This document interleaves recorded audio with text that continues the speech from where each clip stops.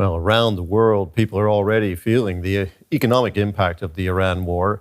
In the words of the head of the International Energy Agency, no country will be immune to the effects of this crisis.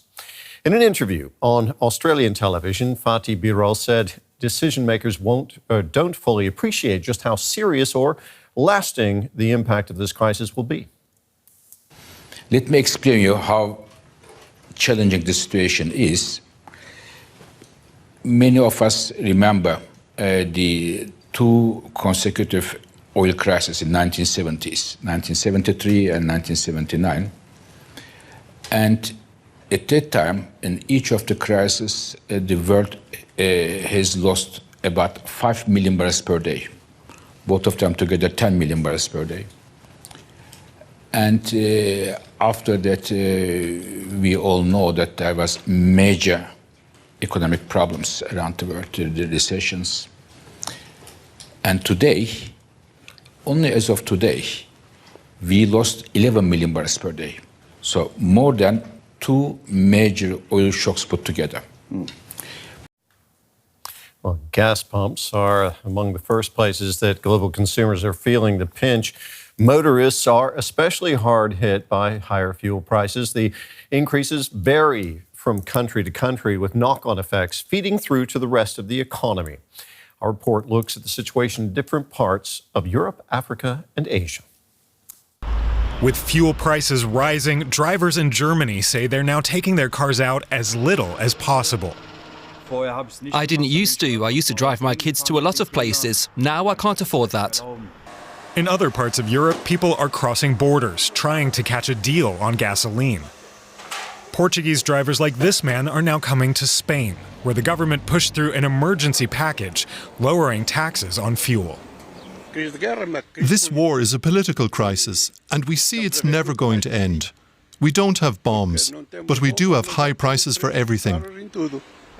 Slovenia is now limiting how much fuel people can buy to stop hoarding. And neighboring Croatia is urging its citizens against panic buying. We must be aware that we are facing the biggest energy crisis in history. Use energy sources optimally, rationally. I urge people not to stock up, not to buy energy supplies irrationally. Across Africa, economists warn that the upward pressure on fuel prices is dragging the economy down. Business owners here in Nigeria say it's getting harder to buy all kinds of supplies. Increase of the fuel has affected our production, everything. People in Asia are also feeling the crunch. In Taiwan, taxi drivers say they're losing a chunk of their earnings. Of course it's a big impact. We're out driving every day.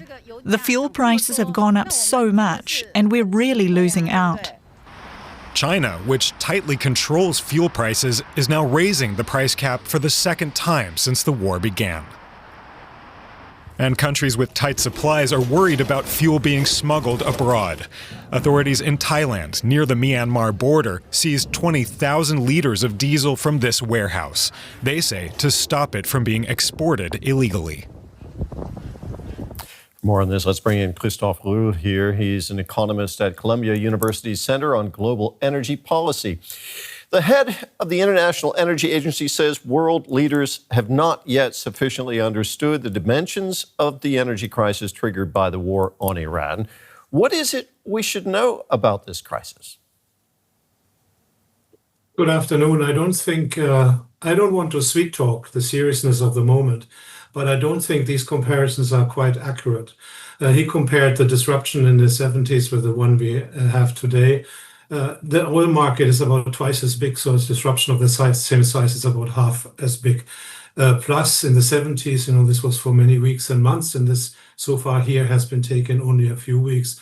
I think it is accurate to say if the situation continues with the blockage of the Strait of Hormuz and with the fear of physical destruction of production facilities, it will get to the most serious situation we've ever seen. But that's true of many crises before. As it is right now, the way I would describe it, we are still on the right side of the Rubicon, so to speak. So if the world would return to peace tomorrow, prices would mitigate again, and there would be no lasting damage, at least in oil markets, because there have been no lasting damage to production facilities as of yet. And so I wouldn't, we are not at a situation where there are queues in front of the gas stations around the globe and where people have to walk on Sundays on the highway, on the Autobahn. We are still in a situation where taxi drivers, as per your report, complain that they lose earnings. That's serious, but that's not the end of the road yet. So in that sense, I would put some sort of oil on the water.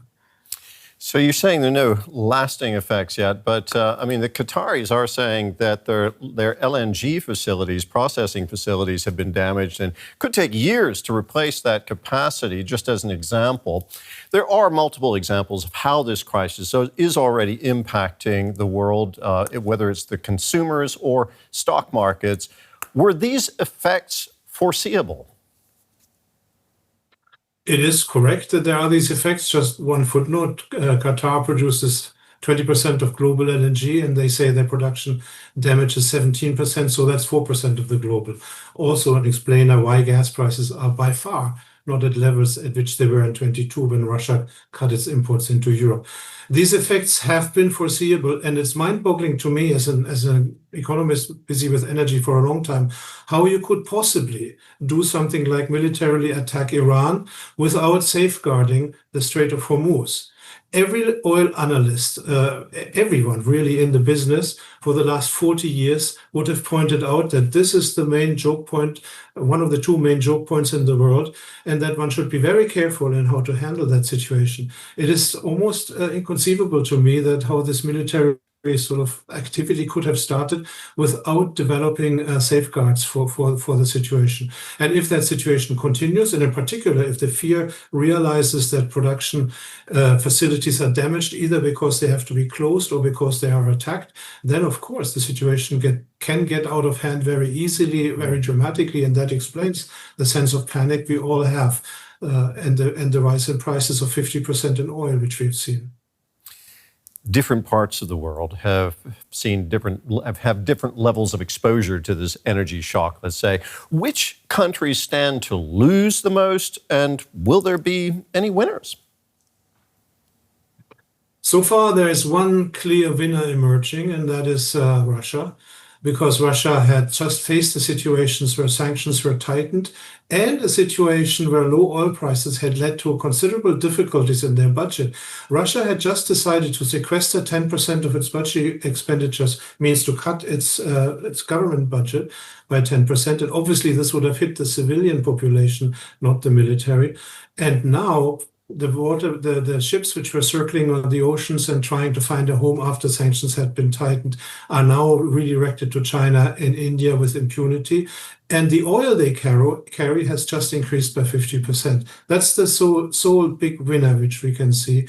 Losers are the poorest countries who are dependent on gas and oil imports, Bangladesh, Pakistan, many countries in Southeast Asia, and highly industrialized economies on islands with little storage. That's in particular Taiwan, South Korea, and Japan. And with it, of course, is a threat that the crisis spreads, because this is where, for example, semiconductor production is concentrated for artificial intelligence project, which is also very energy intensive. And of course, there's helium that's needed in some of that high-tech production as well that's affected with this blockage. What about the United States? It's become a net exporter of oil and gas in recent years. Why are energy prices there rising as much as they are? I'm speaking to you from Houston, where there's a big annual jamboree of the global energy people working in the global energy markets. The sense of exuberance and optimism is still palpable here, and that is largely in the wake of the Trump administration shifting the conversation on energy from worries about climate change and about energy supplies to an outlook to the world which says we need to produce as much as possible because that helps the economy and helps all of us. That shift is still there, and the tone of optimism is still there very strongly, I would say. The US, however, is affected via rising prices, and that manifests itself in rising gasoline prices at the pump.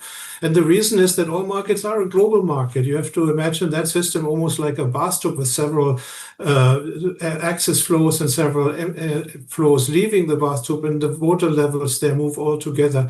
And so what happens in one part of the world in restricting access to oil supplies affects all parts of the world in the availability of oil and therefore in prices. Now, the US is one thing. They can probably, like Western Europe, live with these higher gasoline prices for a while without an economic crisis. The politics of the US are another thing. And this is, I think, where a lot of the explanations may come from for this slightly erratic policy of the current administration, because they face, as you know, midterm elections in October, and prices on the pump, gasoline prices, are one of the key issues President Trump has always emphasized again and again as crucial for his election campaign. And there, it doesn't look very good at the moment. Christof, thank you very much for talking with us again. That was Christof Rühl, economist and from Columbia University Center on Global Energy Policy. Thank you for having me.